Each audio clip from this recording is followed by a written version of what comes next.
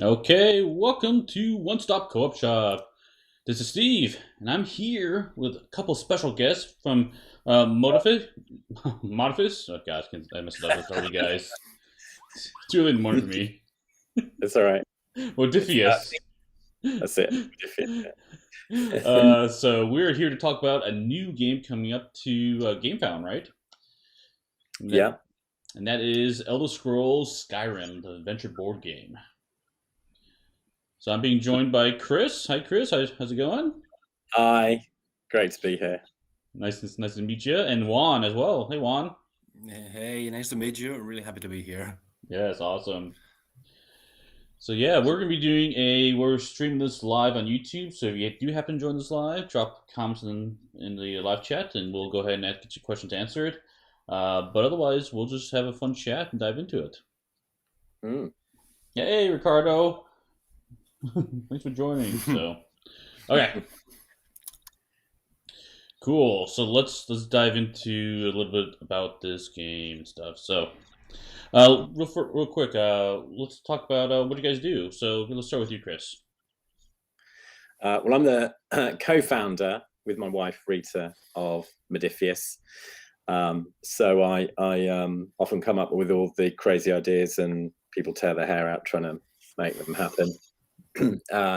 and yeah, we've got a fantastic team as well that kind of manages the business now. But yeah, I kind of tend to focus on the creative side and ideas and new developments. Oh, very cool, very cool. And what about you, Juan? I work as a game designer and developer here at Modiphius. I work very closely with Chris. I'm one of those who, when he has crazy ideas, I say, "Hey, Chris, that's great. Why don't we make it crazier?" So yeah, we end up being hated by everyone, which is fun. That's awesome. That's going to cost how much to make now? Yes, yes, it's not a problem. No, it's always a problem, but it's so good. Excellent. And so talking about board games and stuff before we dive into Skyrim specifically, like what types of games do you guys like to play? I think one of my all-time favorites is Defenders of the Realm, Oh which my is goodness! No yeah, one. such a I feel classic. like no one likes the game, but I love the game too. I've got it over here. Oh, I have everything for it. I just the game's yeah, me awesome. too. Us too. Our group, it's the easiest game to get to the table. We all know how it plays. It's different every time. You basically always lose, It's really and difficult. and it's just so much fun. I mean, it's also like I love playing role-playing games, but sometimes after a long day, in the office, well, at home now, I might just go, let's. I love Black Plague, Zombicide. Mm-hmm. 'Cause it's basically simple D&D, right? It's just Yeah. really strip everything out, run around, fight zombies, find some cool treasures, and level up. And sometimes I think you just need that kind of real simple fun, quick to the table. Everyone knows how to play. It's not a lot of rules explanation. Um, but I also love the really deep, crazy. This is going to take a day. Not that we ever get that much time, but I think we all dream of the games that we could spend hours playing. And I've got actually one thing I picked up recently, Fortress America, which is a great old Mm-hmm. classic. Mm-hmm. The invasions and so yeah, I think Defenders is probably my all-time favorite. It's fantasy pandemic, and of Mm-hmm. course there's an actual official fantasy version of Pandemic now, isn't there, with the World of Warcraft game. So I'm interested to try that. Definitely, definitely. And what you Juan? I basically like anything that's a cooperative narrative. Those are the big things, and I do like big games and games that tell a story. I'm a big fan of Gloomhaven. That Mm-hmm. gets me into strange situations, but I really like the whole thing, the narrative and the cooperativeness. And I have a very soft spot for games like Arabian Nights, Oh, nice. which, yeah, basically the end thing is creating a story with your friends on the table and making experience that actually you can tell anecdotes about at the end of the day and laugh about what happened. That's what I really like. Well, judging by those games you listed, I'm really not surprised you guys are working on a game like Skyrim. So, Yeah, I mean, it okay, helped that we had we already had a relationship with Bethesda, so we were already doing the Fallout miniatures game right? and then the Yep. Elder Scrolls miniatures game. So and miniature games have a certain audience, Mhm. so if you want to kind of reach wider, a board game definitely is the way to go. Yeah, so let's talk about it a little bit. So you've done those miniature games, and so like, what made the decision that, hey, you know what, I wanted to go from the miniature game into like the board game space? I know there's a lot of crossover here too, but there are different spaces, right? Yeah, I suppose. I mean, as a company, you always want to think, what are the interesting opportunities? We love Skyrim. There was already a Fallout board game that's really cool that Fancy Flight did, Hmm. but there wasn't a Skyrim board game. There's been a Skyrim Risk. Hmm. So we thought, oh, there's just such a great opportunity here, and we wanted to do something epic because Skyrim's epic, but you don't want to recreate the video game on the table because you might as well just sit back on the sofa and play the video game, right? So Right. it's been quite a epic journey. I don't know how many versions did we go through. One like It's a bit ridiculous. We are nominally we are in 5.7, but that actually means we're around 7 point something. yeah. There are versions that get meshed together because the changes are not big enough, but it's quite a few versions. Yeah. Yeah, and I remember back to the very first ones we tried, and yeah, it's and but it was fun at the beginning, but it was really fun, but of course, you realize over time that there's things that need to change to make it really fun every time you play, not maybe just not the first time, and there's a lot of work that's gone on to refine the experience and make the best bits fun, and so it really is that kind of following your character's path, making sure that the story is replayable. There's not like a big secret that once you know it, there's no point playing again. Absolutely. And so that's one, and the team of designers have done a great job of interpreting it at just the right level. We've still got a lot of components, over 900 cards. So that's Wow. it's an expensive game, but it's I think one of these at some point you get to the point where there's no point trying to shave off $5 off the price, because it needs to be that big epic box set to deliver the experience you think it should be. Definitely. Yeah, and let's transition into Skyrim itself. And just in case someone hasn't heard about this game, like the video game or even the board game here, is what is Skyrim, and how does it play? You go on. Okay, Skyrim is let's start with the video game, which is the source material. It's the fifth game on the Elder Scrolls series. It's a fantasy series, fantasy sword and sorcery series of video games that started in the 90s, I think in the very early 90s. So it's a staple. It's been said that Skyrim is a love song to George R.R. Martin's books. So you can have an idea of the kind of universe we're talking about. The lore is humongous in the whole Elder Scrolls universe, and Skyrim takes place on the northern province of Tamriel, which is the world of Skyrim, let's say. So you have a mythology, a lore that's akin to Scandinavian mythology, but all translated into a fantasy world that's rich. That's rich. It's dense. You have 7/8 gods. You have like 16 demigod demons that roam around making people's life miserable, like the Greek gods back in the day. You have nations, you have empires, you have races, and you have eras. The story of Elder Scrolls covers thousands of years.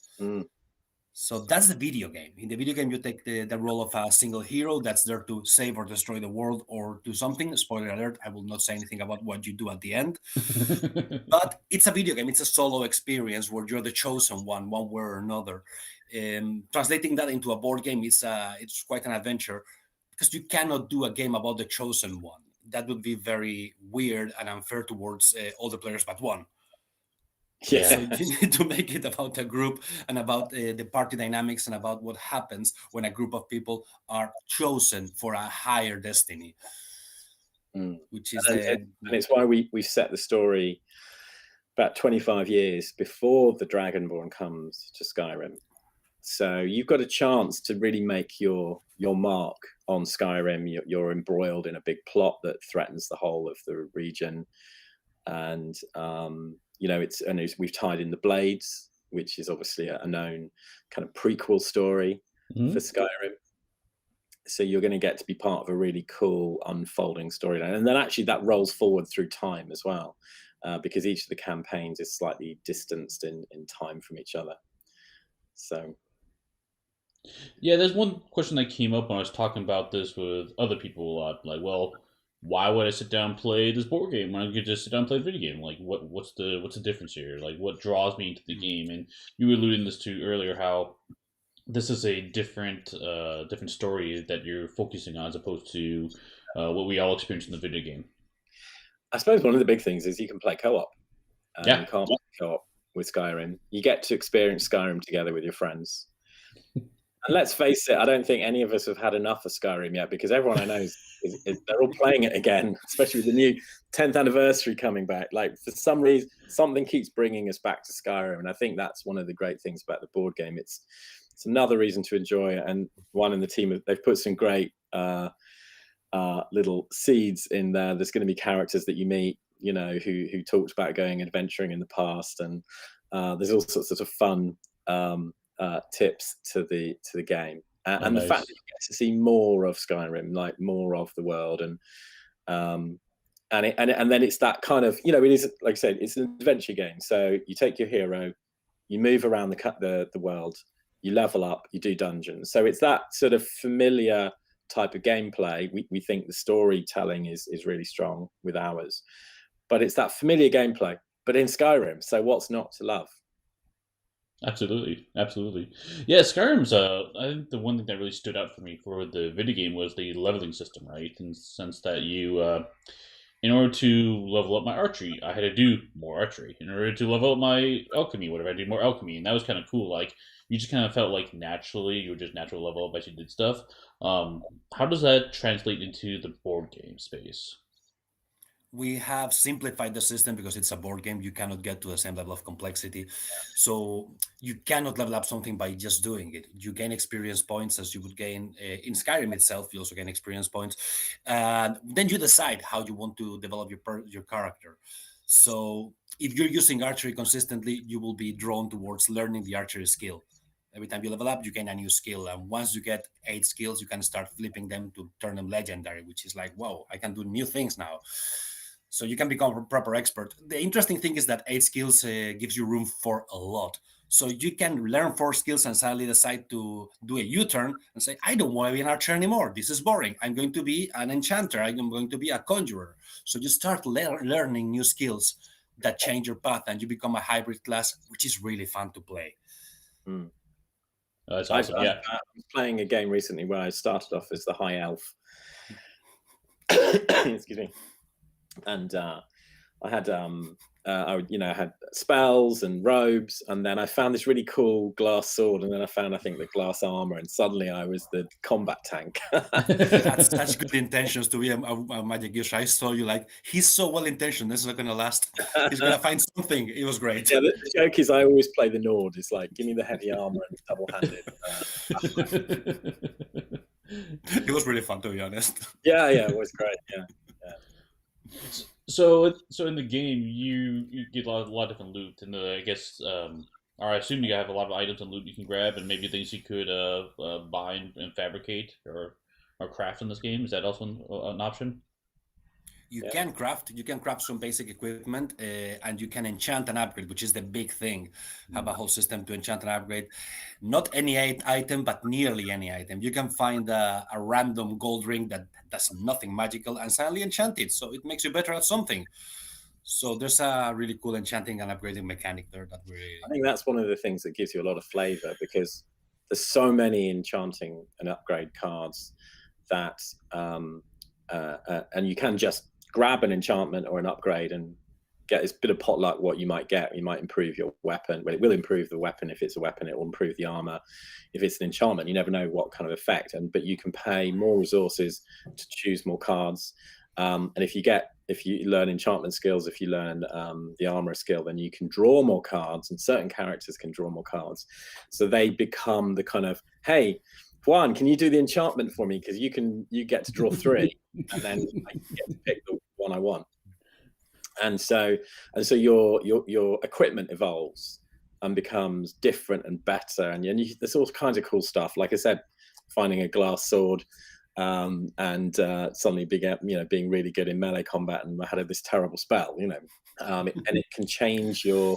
But I could have just gone and sold that and then bought, tried to buy a better spell. Sure. So there's so much choice for you. How? Just out of curiosity, like, what ballpark are we looking at for like items and upgrades, or in this game that you're looking at? I'm just gonna open the list. So we've got, there's a huge amount of stuff. I'm just telling you. So from the base game, you have got 196 items, spell, weapons, armor, items, and spells across 7 different card types. So it's pretty sizable. Oh yeah. There's about 900 cards overall in the base game. There's like almost 300 quest cards. Wow. There's 56 dungeon cards. There's 105 encounters. There's 64 events in 2 types. There's 46 upgrades and enchantments. 41 statuses. So there's all sorts of things that can happen to you. You become wanted, etc. There's 25 different followers that you can gain. Obviously followers are a big thing in Skyrim, and that's really often I think it's the result of doing a quest that you might gain a follower. Quite often is that, or you get lucky and you find a mercenary and you pay. Yeah. But mercenaries tend to ask you for money in the middle of the combat, which is a thing that happens, which is often hilarious. I will kill the spider, but you have to pay me first. Oh no, come on. Yeah. That's awesome. That's a ton of content in the game, for sure. And it sounds like I really like the sound of like, oh yeah, I was playing this game and I was this one class found this item, I changed another class, and like, hey, you're really good at chanting, help me out. So hearing that there's some like already some hooks into the cooperation aspect, because sometimes we can play these co-op games, because One Stop Co-op Shop, we play a lot of co-op games, of course. I feel like some games are more collaborative in the sense that like have the same goal, but we're not like working together as actively as we could be, right? And it sounds like already we have got some hooks to make this very cooperative in that sense. You may not have seen it. I described it in the update last night as imagine there's a 6-sided pyramid, and you're climbing up one side of the pyramid to the top. So we've all got our own journey, and there's 5 other sides, which is all the other different character types in the base game, who encourages play style. And there's multiple storylines to start the process. So you've got all these routes to the top, and based on your decisions, you're going to go a different way up the side of your side of the pyramid, but you're all going to end up at the top in a big finale. And so and that gives so much replay value, because you go, I wonder what would have happened if I'd started with the Nord instead, and maybe made this, took this other story at the beginning. So yes, there's so many options there that mean you can literally play through the game again and again and again and again and again and just see completely different storylines. Definitely. Did have a comment come in on our YouTube from Snow. Snow was asking the question, says, I wonder with that many cards if the randomness of draw plays a big role.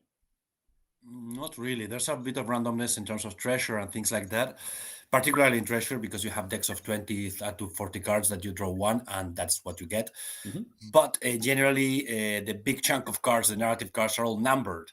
So your decision goes towards a number. You do this thing, you gain card 1, but if you do this other thing, you gain card 2. And if card 2 is not there because somebody did something to remove it, you will gain card 3. There's a whole mechanic that makes your actions affect the cards other people draw.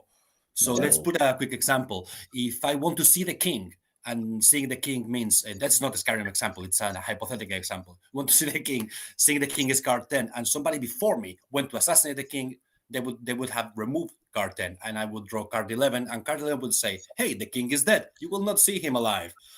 So there's a whole thing. There could be like 10 cards removed from the card I want to draw, so I end up saying, oh, what's the consequence of this? What's the end game of this?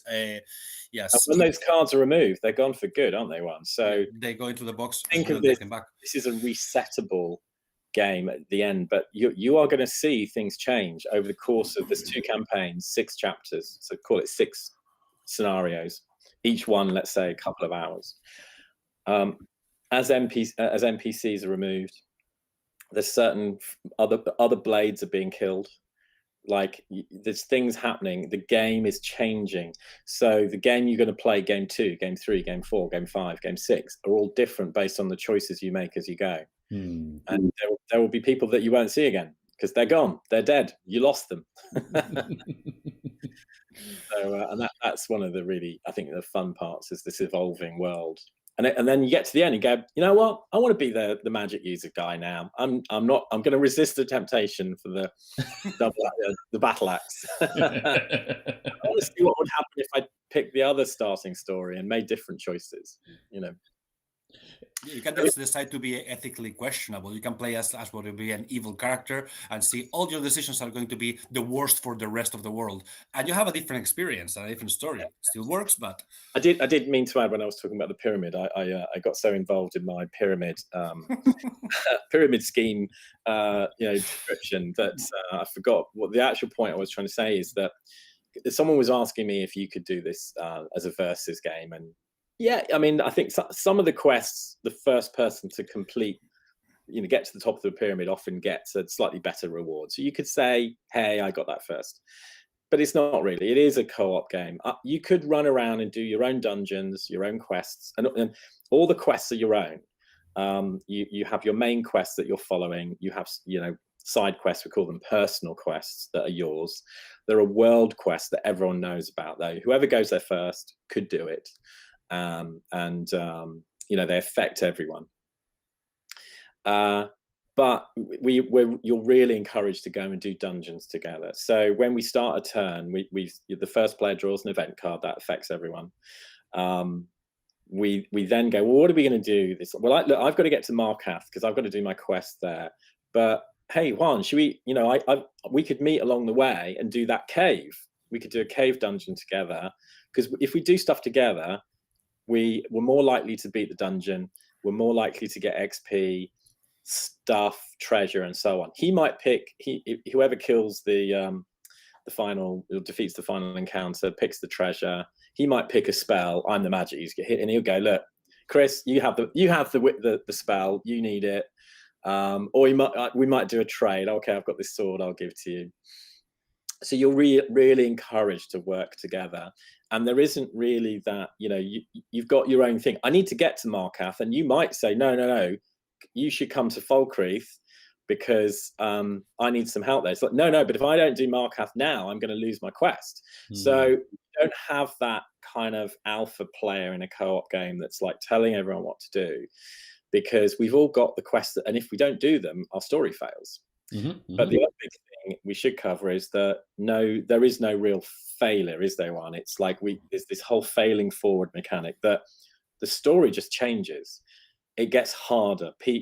Some of the blades might die. I was playing a demo yesterday where we lost a quest and one of the blades died, and you kind of hear their screams as their card is dropped into the box. You don't know who it was. We don't know who died. We won't know until later in the game, until they're needed. So there is this beautiful gameplay that you, at no point you go, that's it, it's all over. Damn, we just got to start again. It's the game changes. The game gets harder. We maybe don't get some of the cool rewards for that quest, but the game moves on. And you can even fail the chapter, but you carry on. But the next chapter is going to be harder. And so that's another reason why you might go back and go, actually, let's do that chapter again, because I want to see what happened if we didn't fail. Yeah, we're strong believers in the narrative power of incompetence, and the best stories are stories about people who fail and still go on. Those are the best stories, and you can have so much fun when in most games, you get frustrated when you fail. You just get the frustration of, I have to do this again. Oh, come on. In this case, you fail and say, oh, I have a new consequence. The rest of the game is going to be not only harder, but the story is going to be different. Sure. And people are going to look at me in a different way. I'm not the hero. I'm someone who failed. Okay, that's interesting. That's an interesting story. That's pretty Shakespearean in a way. The way they've built the quests is that you have a fail or success result, but then the story continues. You still get to make the next two choices. Sometimes that might fail a quest and you lose it, but in all the main quests, you generally then keep going. And occasionally failing the real main quest can lead to the chapter being lost. But again, it just moves you on into the next stage of the story. It doesn't say, right, put everything back in the box. You suck. You should start again when you're better at this. You just keep going, which is brilliant. It gives you the choice. Game over. You lost, but you can keep on playing with this consequence now. Okay. Sure. Is there ever a chance where, let's say, I failed and I continue, something bad happens, but I keep playing, I fail again, I keep playing. It gets a little harder, right? Is it a point where, like, all these more difficult, because I keep failing, just kind of stacks on itself, and you're just like, well, you know what? Let's just start over from the beginning, or you can. Every time you fail a chapter, you're given the option of starting again. And we don't like when a game is a tyrant on the players. So if anybody wants to put things back in the box, reset them, it's absolutely fine. It's cool. Not forcing you to get to the end of a chapter experience is being a bit frustrating because it's super difficult now because you failed 4 chapters in a row. Right. Yeah. It's always feasible, and starting over is always an option. Cool. And I wanted to mention about luck as well, because we kind of covered luck in the cards. Is that another question yesterday on the crowdfunding was, is it you've got dice? Is it luck based? Am I gonna just fail stuff because I just roll badly? And you can mitigate your luck. So yes, you can just rush in and roll the dice and hope for the best, but there are loads of ways to mitigate your luck. So you could be learning the right skills, and you can see what challenge is coming up on your quest cards. You can see that if you had the speech skill, this challenge is going to be easier. And you can also see that there's a way to push the dice roll. So where most skill rolls are, well, they're all 3 dice, and maybe with a bonus from a skill. And usually you can push, which means if you don't like the result or you didn't get what you need, there's usually a way to roll extra dice by burning components or maybe money. And so you will be able to see that, oh, wait a minute, if I have some more soul gems, I would be able to roll extra dice. Sorry, got a phone call. Gonna just turn that off. You would be able to roll. Oh, that didn't work. Sorry. It's gonna real world interruptions. That's probably something outside.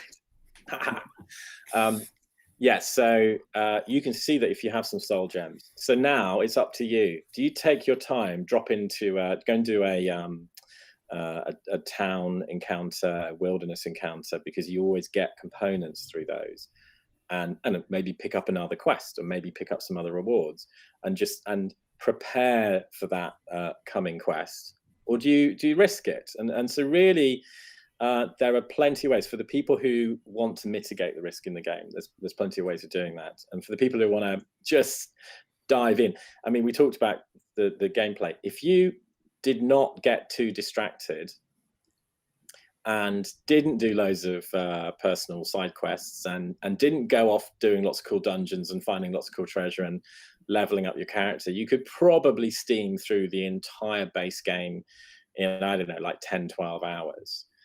But I don't know anyone who's played Skyrim and doesn't. Ooh, what's this over here? Oh, look over here. So, just one playthrough, seeing we talked about the pyramid, one aspect of the big story, one play style is probably, a 12 hours. But then if we do various playthroughs, various versions, then it's like 20, 30, 40, 50, hundreds of hours. And then we've got the campaign, the Dawnguard campaign, which adds another whole 3-chapter campaign. Sorry.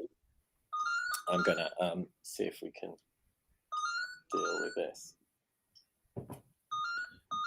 So, yeah, it sounds like, when going into a certain quest, what's required for it. So if you really want to improve your odds, it's not like I'm going in there blindly, right? So you can say, you know what, I need to do this quest in the next 5 turns, or whatever it is, or in the next 3 turns.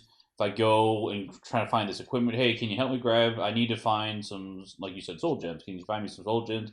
And we can meet up here, and you can better mitigate and try to achieve this. Or maybe my buddy's good at speech. Maybe he can come on the quest and help with that in that sense.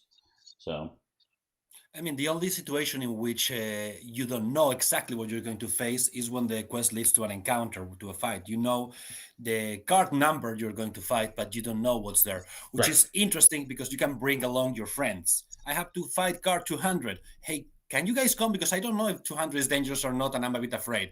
So that also, that in that case, the lack of knowing promotes cooperation and conversations on the table, which is the whole point, to create conversations and a shared experience. Absolutely. Yeah, Snow mentioned another comment there too about the first playthrough. Going just the main story is a good thing. The more side stuff you do, the more you forget what's actually happening in the main story. Which that's true. That does happen. So Well, yeah, and the other good thing about so we have a timer in the game called threat. So every time you draw an event card, it will generate some threat, and threat has to go somewhere. So each of our quests can take a certain amount of threat before they fail. So let's say my main quest can take 4 threat, and Juan's quest can take 4. Now we just drew an event card that generates 2. So we might say, okay, we'll take 1 each. Or I might say, look, I'm about to do mine, I'll take 2. Because once you complete a quest, the threat goes away. But if I get another 2, then I've either got to fail my quest or we've got to split it between us. And so the game has this gentle pressure from threat building up to push you to either complete your quests or, here where it gets interesting, go and get more side quests, go and get more personal quests, because every personal quest can also absorb threat. You can have up to 2 personal quests at the same time as your main quest. And that means you can absorb more threat, which means you can play for longer and you can keep going and be more distracted and do more dungeons. And so we have this, there's a choice, right? You can either let the game push you and go and just focus on the main quests, or you can just explore and have fun and go to wilderness and meet all these mysterious characters and find these other side quests and do dungeons and fight crazy creatures. And by doing so, you'll have more quests that can absorb more threat. And that threat can also be put on the board. So all the strongholds can also absorb threats. So if you get really desperate, you can go, oh, let's put some threat on Markath. We don't need to go there. And then Markath is now, you can't buy and sell anything there. You add some more threat to Markath, it's going to cost money to enter the town. You add some more threat to Markath, now it's generating threat. Oh God. What do we do? Oh, no, wait a minute. My next quest is in Markath. What have I done? You have to pay to remove that thread because it's rioting and people want money. But piggybacking on what Chris is saying, the narrative reason for that is that the more involved you are with the world, as it happens in real life, the more involved you are with the world, the more the world protects you, the more people you know. So if you have more personal quests and main quests and things that can absorb threat, it means that your character is more in tune with the world around them. So if something bad happens, they can go see this person or that person. They have a bigger network around them. That's kind of the narrative reason behind it. Yeah, that makes sense. Yeah. Let's talk about the cooperative nature of the table a little bit. Talking about the player counts, because you can play multiple players, of course, not just a solo game here. How does it work with having group? Because is this a lot of times when talking about these big epic adventure dungeon crawl games? Those games oftentimes, if I start with these 3 players at a table, I kind of have the same 3 players the whole campaign. Is that true for Skyrim, where you kind of want to have the same people each time you sit down and play the game, or can people drop in and out in an existing campaign? It's a yes and no answer. If you finish with your friends 1 chapter, then next time you play the next chapter. You can have a different group of friends as long as they take the same characters. At the end of each chapter, you save your characters in boxes, like this is my characters in a box. So when I play again and Chris was not playing last time, I can give Chris, hey, this is your box. Recreate your character. And you rebuild your character and you have some leeway to reconstruct it slightly differently. So you can change the people, but you cannot change mid-scenario. That would be very strange. Right. I mean, but what you could do is start playing chapter 2 with a fresh set of characters. So it's you can just play any of the 6 chapters as a standalone game, and it's got the setup rules and what you get as the character, or you keep your character going through as the campaign. Very cool. That makes sense. And then when playing this game, can you play true solo, or do I have to manage multiple characters in the game for 1 player? You can go solo. Yeah, Definitely. I mean, yes. So you have we mentioned about drawing event cards. That in a co-op game where there's several players, someone is always the first player each turn, and that person draws the event card, which generates the threat. When you're playing on your own, you have like a dummy second character. Now, well, you could play with two characters, but obviously many of us I just want to have my character. So what you have is a dummy card as another character, and every other turn you put your first player marker onto that card and you don't draw an event card. So you get a bit of a breather. And some of the event setups, when there's only one player, discard some cards from the quest deck, because some of the quest structure is predicated on a certain number of players completing quests. And so we give the instructions for what cards to discard from the quest deck so that it's the solo player experience works. And of course, if you find companions, that's great because you get extra help. It's not a card hand management game, so it's actually pretty easy. I often might go, well, actually, I'm going to run a magic user and a warrior through the game, and it's very easy to manage that because it's all on the table in front of you. You're not having to kind of manage several different card hands. Excellent. Cool.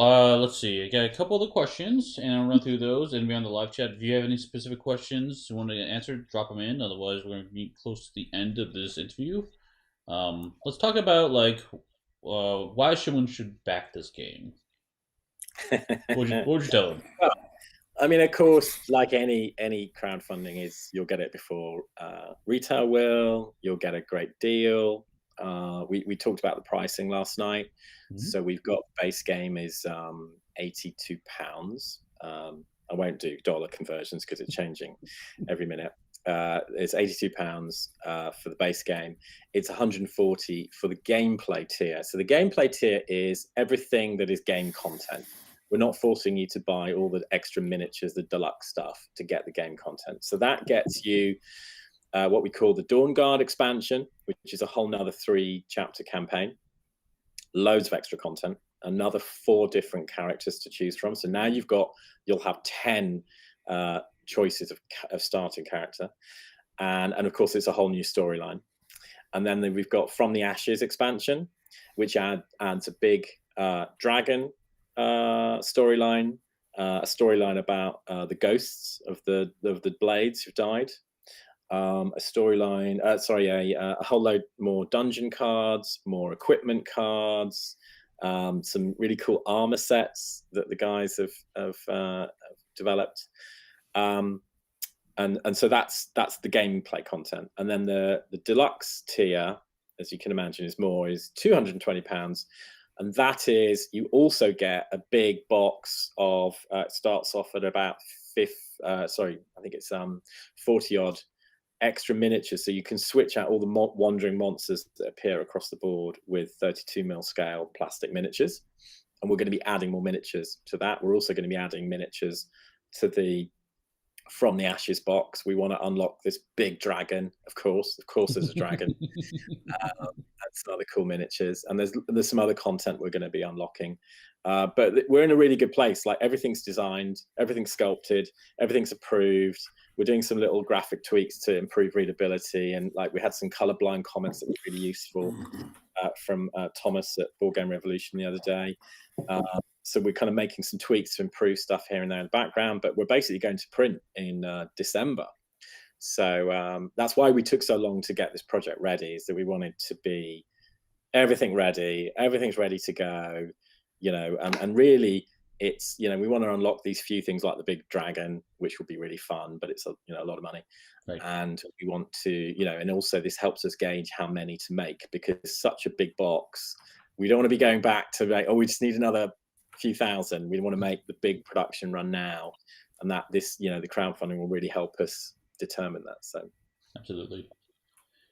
And so with these additions and expansions, you mentioned you get more characters, more equipment. Do these other characters and equipment, can you just mix them into what you already have, so you have just a bigger pool to pull from? Yeah. You get to mix a lot of new cards. Yeah, there's a lot of cards. I think, how many overall is it? It's 1,200 plus. Yeah. Wow. Yeah, so over 1200. The cool thing about expansions like From the Ashes is that you're not adding a new campaign at the end, so you play and then play something else.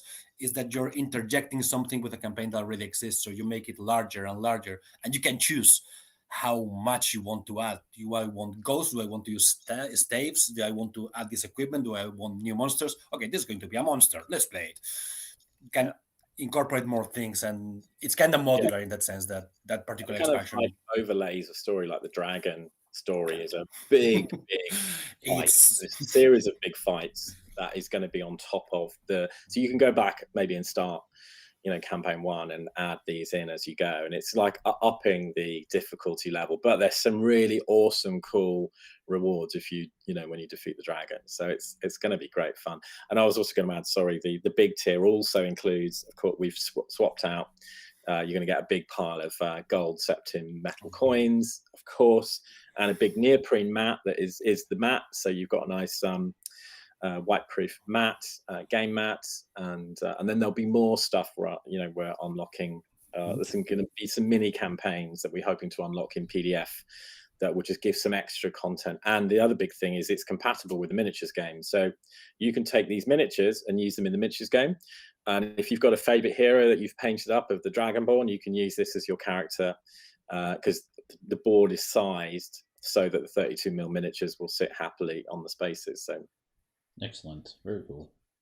Are there any exclusives in here? So, like, if I were to unfortunately miss the campaign for reasons, I would miss out on some content. So yeah, I think exclusive is always a difficult word, especially when you're doing translations, because we're Sure. not offering translations in this game, in this crowdfunding. We're working with lots of big publishing partners who will do the Italian and French and German. So we're going to make anything that's available in the game found available to them for their market, because they might do crowdfundings or pre-orders. So we want to make sure that they've got access to everything. And if you're Italian and you're like, I really want to get the Italian version, but I don't want to miss out on the coins, they will be able to get that. Gotcha. So I would say it's the limited edition stuff, because we're not the coins and the neoprene mats, for example, won't be going to retail. The miniatures upgrade set is you'll see some of them in retail, but it's very expensive, and it's not going to be a big thing in retail, because retailers tend to take the expansion boxes with all the rules in. They don't tend to want those kind of upgrade kits. So it's, more limited, but it's running for a month. So hopefully everyone's got enough time. And of course there's the pledge manager. If people don't, you don't have the money now, there's always time to jump on board later on. Excellent. Yeah, that's all I really had for this. I guess, where can people reach you if they have questions on this game? Well, the crowdfunding, you can go to Skyrim Adventure Game or SkyrimBoardGame.com. You can reach us at Modiphius.net. If you've got a burning question, come and ask it on the crowdfunding page. On GameFound, which launches 1:00 UK time on Tuesday next week. Only a few days away. And we'll do our best to answer you as quickly as we can. We've got a whole team of people that are going to be. It used to be me running the Kickstarters, and it'd be me all day long. So luckily now we've got a fantastic team of people who are going to be sharing the load. So someone will be able to help answer questions. Excellent. Well, guys, Christian, Juan, thank you guys so much for joining me and answering these questions on this upcoming game. I'm looking forward to trying it out for myself. And yeah, I guess one quick note is for One Stop Co-op Shop, I will be doing a playthrough of this one probably next week sometime. So great, Thank fantastic. We'll look forward to sharing that with the community as well. Absolutely. Excellent, guys. Well, thanks for joining, and we'll see everyone at the next stop. Bye-bye. Bye.